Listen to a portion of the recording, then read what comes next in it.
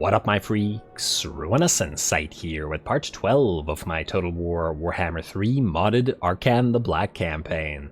So as we saw last time, we hunted down Malagor, who decided to move into our territory for some bizarre reason, only to be absolutely wrecked by Arkhan's army. Arkhan then followed the route up north towards Gorgazan, where he encountered Skarbrand and his Khornate legions. A pretty big battle ensued, and we did suffer some losses, including our Necrotect, whose, per the comments, hat was clearly too inferior to hold up. But at the end of the day, with Skarbrand destroyed and the losses of a single Necrotech that is easily replaced and a few skeleton spears, I don't think it's that huge a deal. Now we can go into... I guess we want to replace these skeleton spears here immediately, don't we? And Arkhan, I guess you want to build something. Well, actually, we'll probably be able to get a Necrotect into your army fairly quick. In fact, what we could do is immediately get a Necrotect like this guy. And then as soon as we get a better one, just replace him. Why not? We'll start off with you, and then we'll put you into Arkhan's army. King Sanakt, you can get rid of this one unit, and just get a new one with full HP. There we go. Alright, these guys will be able to move out. Now we do have to make a pretty important decision, and that is whether we actually bother to go up north right now and start taking these territories. And I'm not sure that that's actually such a good idea. I feel like perhaps what we'll want to do is destroy Skarbrand, but leave these places in ruins, essentially, around Malagor. Maybe don't even destroy Malagor, as if we leave a defensive army here, he will probably be unable to take anything. And just hold this location, allowing for Arkhan to either move through Karagarud and start conquering Lamia or the Court of Libaras, because they will declare war on us eventually, or wait that out and instead have Arkhan move through the Ironbrow's expedition territories, because they're going to keep annoying us like this, and then destroy them downward towards Talakwa and perhaps towards the Cult of Sigmar. And these factions all have to be taken care of at some point. And we can't really leave 3 factions, possibly more, to attack us while Arkhan goes north to take a few Badlands territories. We can always return to the Badlands later. Anyway, that's my thought on the matter, but you guys let me know what you think. Now, in terms of what we gotta do for the rest of this turn, let's find out. King Jocht, yes, so you have a big decision to make yourself, buddy. Gorazin Dragonslayer may be in range of Qatar. It's kinda difficult to tell. We might be able to cancel these guys and reach it, but I'm actually not sure whether he can either. It would be very much a shame to lose Qatar, but I think we have no choice. We may not be able to reach it. So what we'll do is we'll set up an ambush right here. And hopefully, if he does go to Qatar, then we'll just sit him out of the ambush stance. This will still probably be a fairly difficult battle. As I was talking about before when we were destroying the Greybeard's Prospectors, the armor on the dwarfs in the early game is very difficult for us to deal with, and that is still the case for King Jocht's army. He doesn't have armor piercing, and therefore, he's gonna have a tough time with this. But we'll deal with it, or at least I hope we'll deal with it, we'll see. Let's level you up just in case. I doubt that we're going to get attacked, but you never know. Do we get any value out of Tra's Incantation of Smiting or Syrian's Incantation of Vengeance? Probably not right now. We do have decent amounts of mana, but we're probably better off using Neru's Incantation spam and Cursed Blade spam. Now this decreases the cooldown by another 20% as well as Winds of Magic cost, whereas this does pretty much the same thing. Yeah, alright, let's go Neru's Incantation. We're definitely going to need it against the dwarves here. All that extra physical resistance. I do wish the duration was a little bit longer, but the uptime is pretty darn decent on that spell. Alrighty, you stay there, buddy. You don't have any items that we can give you to help you out. I guess we could give you a spell shield, better than nothing. But yeah, we're really quite light on items, and we can't be wasting canopic jars in the mortuary cult quite yet. It's a little bit too early for that. Now, next up, Hetakor, you can continue being in roughly this area. We just need you to keep an eye on what's going on. Yeah, we'll have to think whether we actually want to sack or raise Sunken Kernarch or not.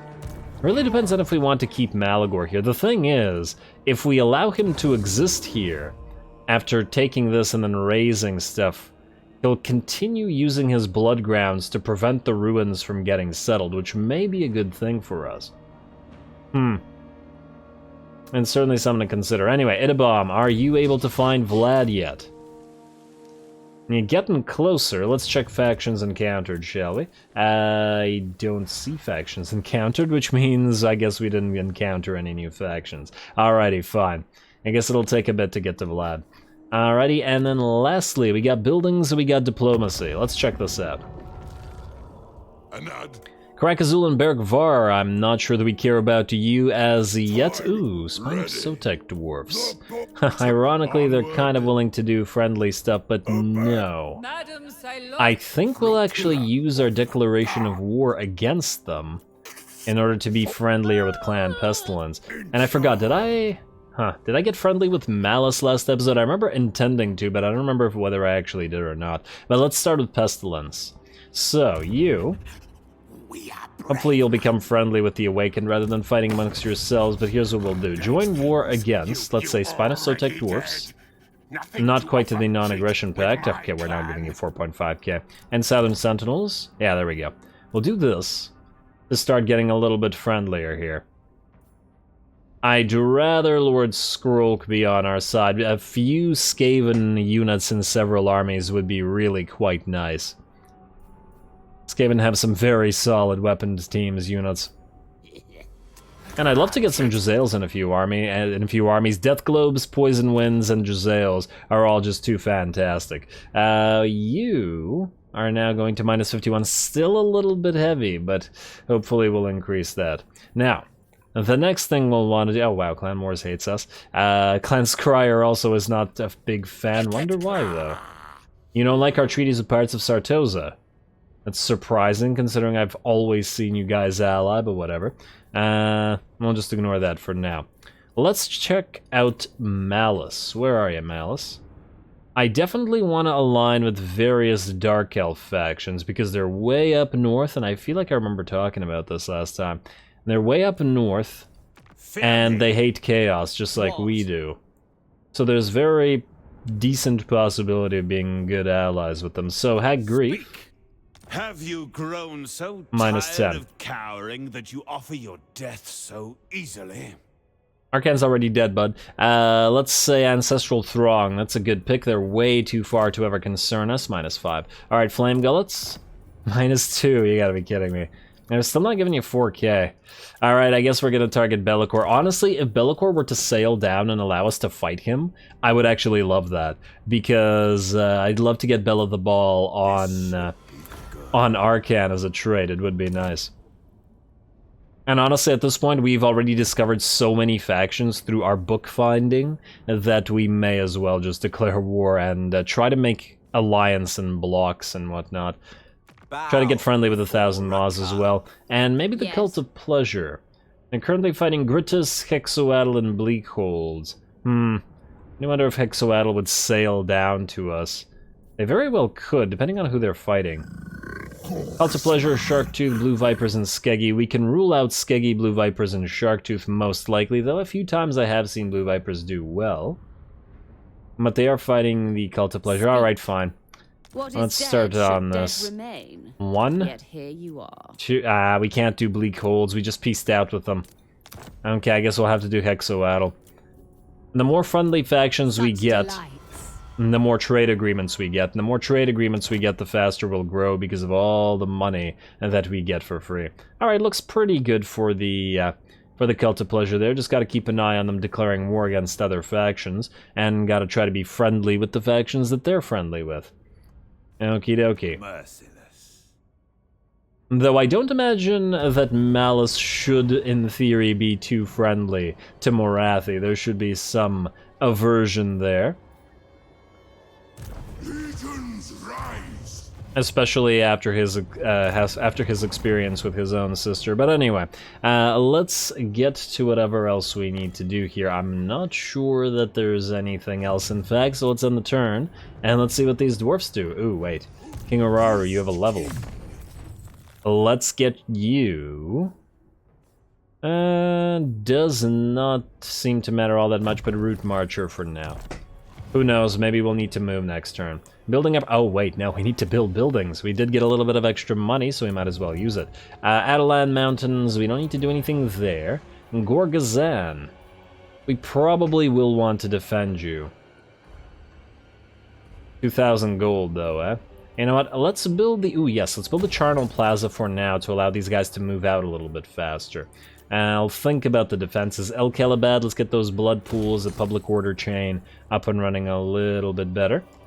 And we don't need to switch the commandment. Black Pyramid of Nagash, we also don't need to switch the commandment, although you're starting to get a little bit negative, but we'll keep it as it is. Land of the Dead, Khemri, you... Numas could get another Charnel Plaza if we wanted to. Maybe helpful as we have so many units here.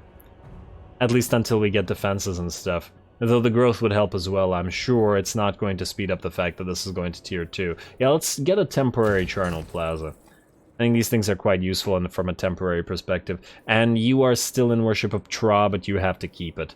Regardless of the fact that we do want cost reduction. And we do need to save up about 12k for the Pyramid in Qatar right now. So maybe we should limit the amount of money we spend on things that aren't that. Alrighty, anyway, Coast of Araby. Oh, we also need the 6k for the frickin' Kofor Harbor. It will pay for itself because it does generate quite a bit of cash. A little bit of growth as well. I wish it had some faction-wide stuff, but it's the cash we want. Alrighty, and then lastly, Land of Assassins. We do have a harbor here, which also generates cash. And it does cost to upgrade, and I guess we need to upgrade you as well. And, well, I guess we should build growth here for now. So we probably will want defenses all over this place, because frankly, these guys are likely to sail here. The Bordelot will absolutely sail here. I have absolutely no doubt about it, as I've seen them do so in pretty much every other campaign of mine. So... and we'll need to be able to defend this place with an actual army, because these are just awful, awful garrisons. Huh, why do you have a Tomb Guard? What's giving you that? Oh, it's just from the tier 3? Okay. Still an awful garrison. Honestly, even with the defenses, they're still kind of awful. Just, like, the defense only gives us 2 extra Ushabti, which are great, don't get me wrong. But considering the stacks are rather weak in the first place, it's still going to be a problem. Anyway, building upgrades available, I believe that's all. We're going to save the rest of our cash because we're going to need it. Let's see what Gorazin Dragonslayer does. I hope I didn't forget anything. Wait, did you... You're not in a stance... Oh, right, because you're recruiting, so you can't do anything. Arkhan, you're fine. Yeah, okay, yeah, let's end the turn. Here we go. Where are you gonna go, Gorazin? Please, please don't be in range of Qatar. Not after we used that special Necrotech, that great Necrotech to get it up to tier 3. Okay, he's gonna move close to it, but not quite. Beautiful. Manny. What do you want? Military alliance? No. You keep doing your own thing. We've got other problems than... bigger problems, I should say, than you getting us into random wars that we don't need to be fighting. And it looks like nobody else will attack us. Huh, did Malagor not move? What are you doing, Malagor? And what are you doing? Oh, did he really siege us? Oh, you gotta be kidding me. That prevented us from healing and recruiting. That's quite irritating. Numas besiege, Land of the Dead. King Jocht gets a constructor. You can auto-resolve this. Wait. You can't auto-resolve this. Really? You're gonna make us fight this over one... But these will take 2 turns to recruit. Wait, decline the attack for a second. I just want to double-check something. Missions, ally missions. Aha, yes, that's what I wanted to double check. You accept mission, and you don't have the same mission, but you have Goras and Dragonslayer. You'd also have Malagor, but they're the same amount, and we are about to attack this guy, so let's do that. Alrighty, well this has annoyed me greatly, and by this I mean the fact that we can't auto-resolve this because it's completely silly. But I guess we'll fight that in a second. I guess we'll fight that one non-cinematically, as in regular style. This one, however, now this one looks like it's a great time for a cinematic battle, so we're gonna jump on this immediately.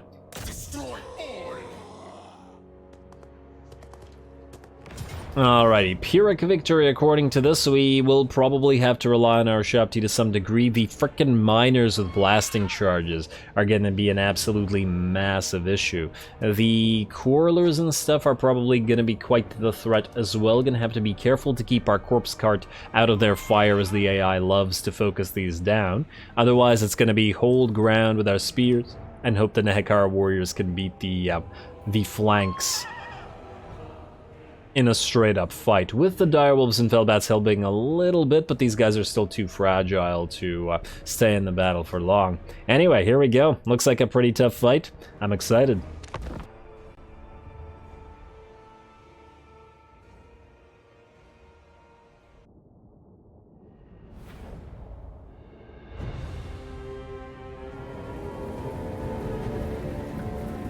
Alrighty, no speech apparently this time, but anyway, here we go. Basic troops versus basic troops. These are pretty fun, generally speaking, and especially it should be interesting with the heavy armor advantage that the enemy has and the lack of armor piercing on our side. That said, we're not without advantages ourselves. The enemy AI is dealing with a dwarf army and thus an immobile army. Granted, we're immobile ourselves, but we do have our dire wolves that can reposition themselves extremely quickly, our bats, and of course both our lord and lich priest. In that case, we should be able to get at least some mileage out of them, but I am still very worried about the enemy miners with blasting charges. Alrighty, here we go. We approach the enemy. Obviously our center line is made up of our skeleton spears supported by our corpse cart, whereas our Nehekara warriors are going to try to loop around the enemy. I was hoping to avoid damage to our Nehekara warriors specifically from those blasting charges, but I'm not sure that that's going to be quite possible, so we're gonna take a few hits as we move in. Here we go, first volley of blasting charges going to hit, and let's see the damage there. Nearly having the HP, and it looks like it'll have it once the last of the blasting charges. Somebody was slow to throw, move in. Fortunately, after that, the Nehekara warriors are engaged, and oh, that one took a second volley. Below half HP now. In a one-on-one, I do imagine that the Nehekara warriors should beat the miners here. There's a pretty big disparity in terms of stats, other than the armor, of course. And the miner's weapon strength isn't actually all that much lower in this particular situation, but nonetheless, we've got much higher melee attack, pretty much equivalent melee defense. And these are dual swords, so they will dish out damage quite a bit more as well, as they're designed to do so. Alrighty, well, this is a sight that is repeated throughout this particular battle, as we are engaged everywhere, mostly miners fighting the skeleton warriors and Nehekara warriors. Well, miners and dwarf warriors, that is. But interestingly, it's the miners with blasting charges that are by far the most threatening. Now, we have moved our bats behind the enemy army. I was thinking about maybe dropping them in on the quarrelers, but frankly, I don't think they'd survive. We're going to try to actually move them in to attack these miners with blasting charges here, because they're completely isolated, and have our dire doggos move in. We've also moved our Tomb King in just to try to distract these units, and he's doing a great job by having 4 units attack him at the same time. This means that the ones with blasting charges are not throwing them, and it is allowing our Nehekara warriors to very, very slowly make their way to the battle and hopefully hit these guys in the back. 4 units for 1 lord's half HP, I think very worth it in this situation. And there we go, the Nehekara warriors have arrived, hitting the enemy miners in the back. We've also got dire doggo support coming in shortly, though these ones will be working on the Well, actually, no, the other ones moved in on the miners up here who did get destroyed. Next up, we're switching to the enemy quarrelers. Definitely want to destroy those before they do too much damage to our corpse cart. And both the bats and the doggos do seem to take care of these units pretty darn okay. 59 attack on the doggos and 52 on the bats as well. It's pretty solid. It's just that they're extremely fragile. Fortunately, we do get the first level of the Realm of Souls activated, so they're healing up even as they're fighting. As we can see, the enemy is trying to focus down our corpse cart with the remaining units of quarrelers, but it does look like we have moved our Nehekara warriors in to prevent them from doing so, and the enemy decides to countercharge those great weapon quarrelers into our melee lines rather than get isolated and killed by these Nehekara warriors. Over on this side, it does look like one of our... Okay, this was, I believe, the unit that took those blasting charges. Got pretty badly beat up, but the other two miners have been obliterated, and we will soon be moving in to the main portion of the fight here, where most of the enemy dwarf warriors are concentrated. They will, of course, stay on the field a little bit longer, but we are now getting ready to hit them in the back from bunch of units, and that should cripple their morale and increase the amount of damage they take pretty severely.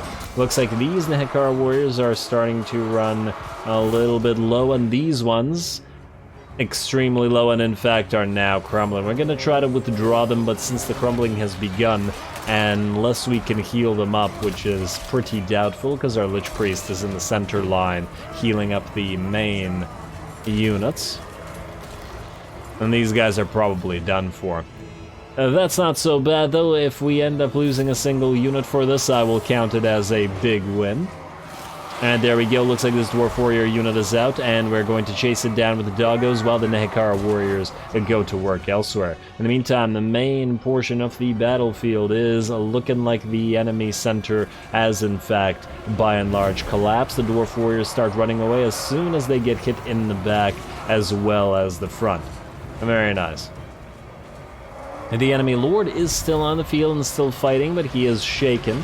We surrounded him by the skeleton warriors, and they're just taking forever to do any kind of damage to him, but it's okay. We have the time to get through it. A few more miners fighting over on this side, but our lord is working on him, and so are the Nehekara warriors, and we will, by the looks of it, get through them eventually, especially once the dire wolves and the bats join in. While all this is happening, of course, the direwolves and the bats are doing their job of trying to chase down units and destroy them to make sure that we don't have to fight them again. Otherwise, they would have been contributing to a few more fights, but I feel like in this particular situation, as long as we're winning, it's probably more important to make sure that the dire doggos and the bats kill anything that they can catch. It's so bizarre facing off against an army that is actually just as slow as ours. If not a little bit faster, depending on the unit. Like, Slayers would obviously be outrunning all of our units. In fact, Miners do run faster than our Nehekara warriors, so their standard infantry speeds are faster than ours. Damn, these guys are slow. Yeah, usually it's great fighting Dwarven infantry because most other things can catch them really quite quick, so when the Dwarven army loses, it means it loses pretty much every unit in the army. But when you're playing the Tomb Kings, especially without access to lots of chariots like you would have in Cetra's early army, or maybe some Nehekara horsemen or whatnot, yeah, a decent amount of these guys are going to survive. We're just plain not going to be able to catch them. Even the Dwarf Warriors are faster than the Nehekara warriors, not just the miners either. Well, it is what it is. Fortunately, though, the battle is ours. The enemy has been defeated. They have shattered. The enemy lord still has some HP left, but we're chasing him around with our Lich Priest, and he should be able to bring him down shortly. Otherwise, it looks like some units will survive, though our dire wolves and our bats seem to have done a very decent amount of work. 22k damage and 231 kills on this unit, 226 and 24k on that one, nearly 200 on a unit of bats, which is just fantastic. We clearly have to get more of these units in these armies, and it's so interesting to see how effective they are despite being tier 1 units. Definitely a lot more value out of the bats for the Tomb Kings for Arkhan than I would feel like we would have for the vampire counts. Personally, I don't use the bats nearly as much as I do the dire doggos, but the dire doggos are pretty much always fantastic, so it's not surprising that they do a lot of damage here. I feel like I've kept dire doggos in many armies, even in like past turn 100 in my Vlad campaign, where they're still being very, very useful for chasing stuff down. Anyway, there we go, a decisive victory. Finally, we're done with chasing. Let's see how much damage we've taken, and let's see how much of the enemy army is left, as we will hopefully be able to chase them down, depending on if we have enough movement to do so.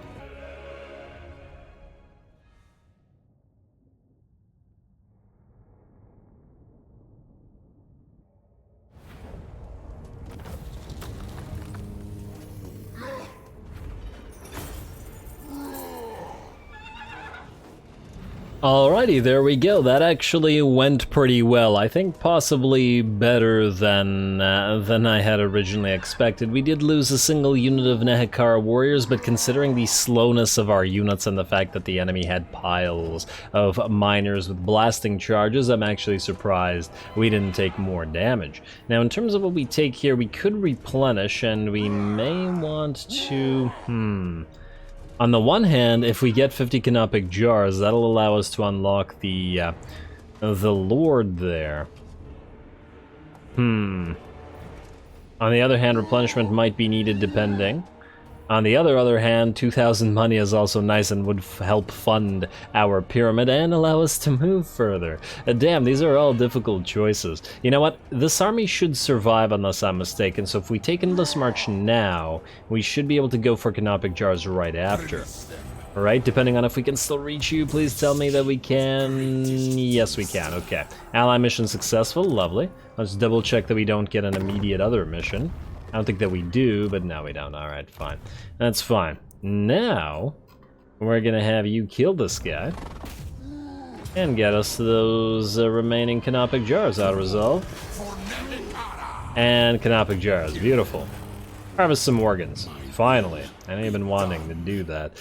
You can then, I guess, get another skeleton spear to replace the unit that you lost. In fact, though, you may want to move out towards this direction. And then get that skeleton spear. Lovely. I'm a little bit concerned about the Springs of Eternal Life now, funnily enough. There is a lizard stag here, there is Volkmar near to Bagar, and he in fact has 2 full stacks. Yeah, looks like our allies aren't doing so well, but that's just fine. We want them to lose Bagar, Antok, and ideally Kasabar as well. We want that Great Pyramid. What do we do here, though, at the Springs of Eternal Life? I guess we could build yet another Charnel Plaza in the hopes that it doesn't die. Let's upgrade it for now, but if one of these armies starts moving towards it, we may not have a choice but to... wait, are you able to? You are not able to. I was wondering if we could put him into March Stance and closer to Springs of Eternal Life, because I'm not sure that he can reach it, judging by the fact that he couldn't reach the dwarf from here. But we'll see. It really depends on if these guys actually try to go towards us or not. More importantly, we have 1+ army capacity next turn, and we will be able to wake Arakash immediately on top of that, which will be an extra control for all provinces. But more importantly, it'll be an extra army, and we really do need the armies right now. Arkhan, I'm gonna want you to start marching towards Agrul Migdal. This is attrition territory. We could take a turn of attrition. Malagor's gonna run, but I don't see how we can escape that. Well, let's just move you out. Oh, also, let's double check the new Necrotects, if there are new Necrotects. Wrathful. Bonus versus infantry and charge bonus, eh? I mean, that's okay, it's not bad. We got charge bonus so we could take a... no, we could benefit on the Direwolves and the Hat Wraiths. And then once again charges into great stat to stack. Stack, rather. You know what? I think we're gonna move out regardless of the attrition and just head to Agrul Migdal. Let's get you here. We'll move the Necrotect into your army. Tiny bit of attrition will still allow us to... Oh, wow, there's actually a lot of units there. We'll heal it up at Agrul Migdal, hopefully. King Connacht, I think we're going to ignore Stormhenge. We're going to leave it as a ruin. We'll probably come back around this place, but I don't think that we should be expanding any further right now. At least not northward. To the south, yes. To the north, no. We'll have you go into Entomb Beneath the Sand so that you can heal and start moving towards Arkhan. You're gonna reinforce him. Arkhan probably can't take Death Gorge by himself. There will probably be a stack there, as well as Scarby will probably have revived by the time we reach it as well. I mean, maybe Arkhan can take it on his own, but, well, he'll probably suffer quite a bit of damage. Really depends on how much damage we can do before the summons run out. Just in case we somehow get attacked, let's get your points up and running. Sun-Scorched Bones is what we're going through, and we shall continue. Tomb Prince, you're at level 20, but I don't believe that gives you anything special, alas. Well, let's just keep going through Woundmaker and on our way towards Desert Strike. Alrighty, that's you two. Itabam. Have you finally found Vlad? Let's find out. Oh wow, looks like the Bloody Hands are doing pretty well. Zufbar's right there, and there's the Golden Order. They're gonna declare war on us. Where are you, Vlad? And did that find you? Oh, yes, indeed it did. Alright, faction encountered. Where are we? You know what? There's a faster way to do this. Go to Quick Deal. He probably likes us immediately. Yeah, there we go. Sylvania, no trade agreement, unfortunately. Oh, and he wants 7,000 gold for that. Is there anybody we could declare war on for this? Somebody who's super far away. Zufbar, Templehof. Let's do Templehof. Technically... Oh, wow, you don't want... You want 200? Fine, fine. Technically, Templehof is another vampire faction, but if Vlad's fighting them, we can get further relationship by fighting them ourselves. We could also do somebody like Talabekland, because they're also super far away. But frankly, attacking Templehof will probably make a bunch of factions more friendly towards us and stave off additional wars. So this isn't such a bad thing. Very well. Like so. Vampire or otherwise, we still support Vlad and what he does. To war. Tyrant. Drow no longer want a defensive alliance. I guess they're still doing okay, and same goes for the Barrow Legion. We'll keep an eye on them, though. Dreadfleet Art's still at 5.6, but we'll not do anything with them for now. And there we are. Alrighty, well, at least that's been figured out. Let's get back to what we were doing here. Buildings and moves. I think that was actually all the moves, and now I'm wondering whether we need to keep Itabam on the field. As I recall, you, my range friend, lack a Lich Priest. And you need a Lich Priest of Light.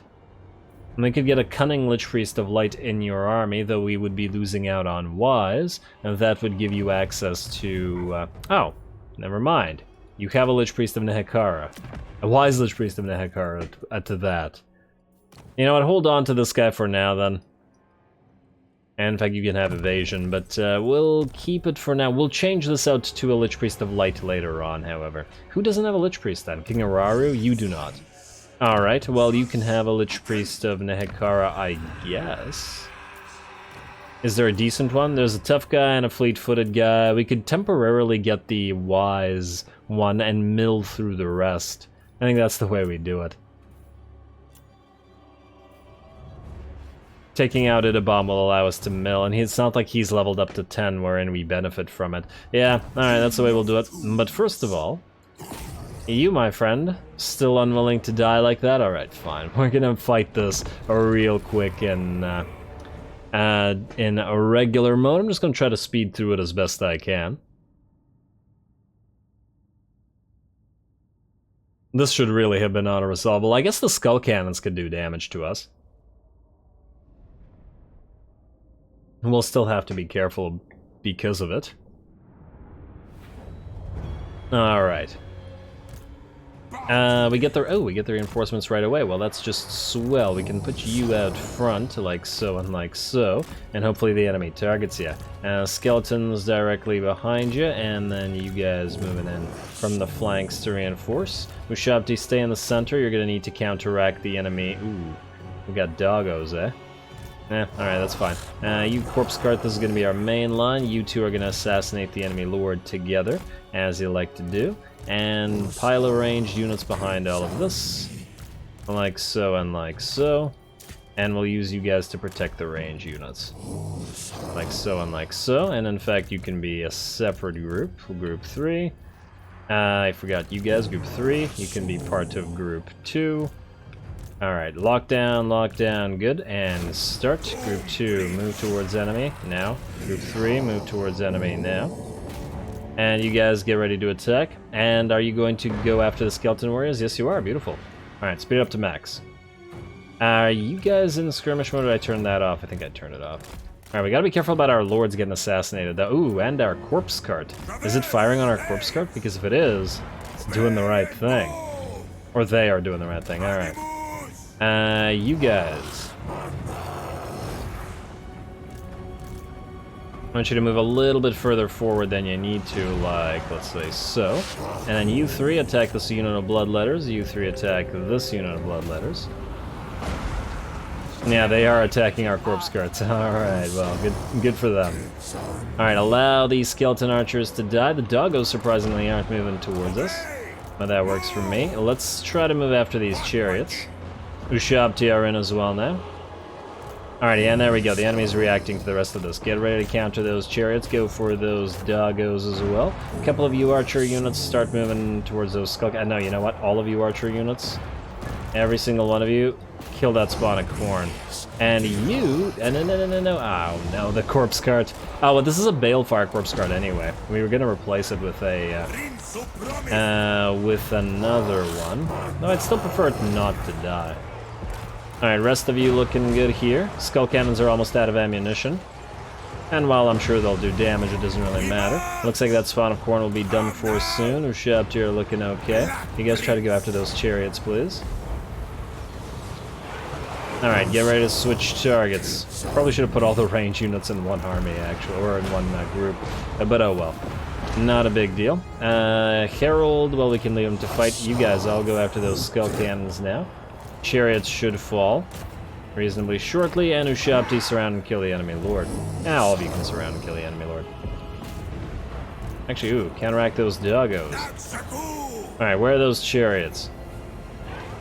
And by chariots, I mean the skull cannons, not the actual chariots that are in here. They're magical chariots, damn it. Alrighty, there we go. And, okay, we can't fire on those now because I guess the Ushabti are in the way. Actually, we are still firing on them. Alright, speed back up. How was this not auto-resolvable? Okay, there we go. The chariots are melting, and by that I mean the skull cannons. The rest of you go for this. All of you go for this. Range units go after the actual chariots, like the legit chariots.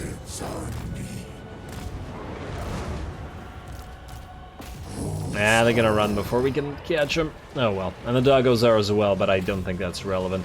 Other than the fact that this army will survive here, and we're gonna have to go after it again. Speed it back up to max, thank you. Yeah, because they stopped us from recruiting. I do find it annoying when the AI does that sort of thing. Like, it seems like it does that to its own detriment just to annoy the player. Like, there was no reason to do this.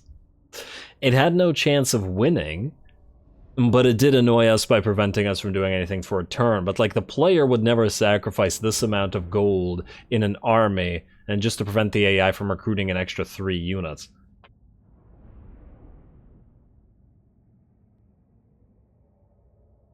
Unless maybe it somehow knew that those 3 units were like, I don't know, Star Dragons or something like that.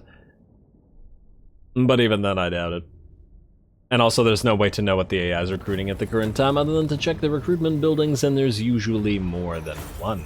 Now, in terms of what we got here, a little bit of cash, but I think I would favor the harvest organs. We do need 1,000. 500 for the Lord, and 500 for the pyramid. Well, the technology after the pyramid, but still, it is quite a bit. So let's harvest those organs. This guy's gonna move away. And you are unable to move for a turn, but at least you are able to continue your recruitment. Hey, mission successful. And what are you talking about?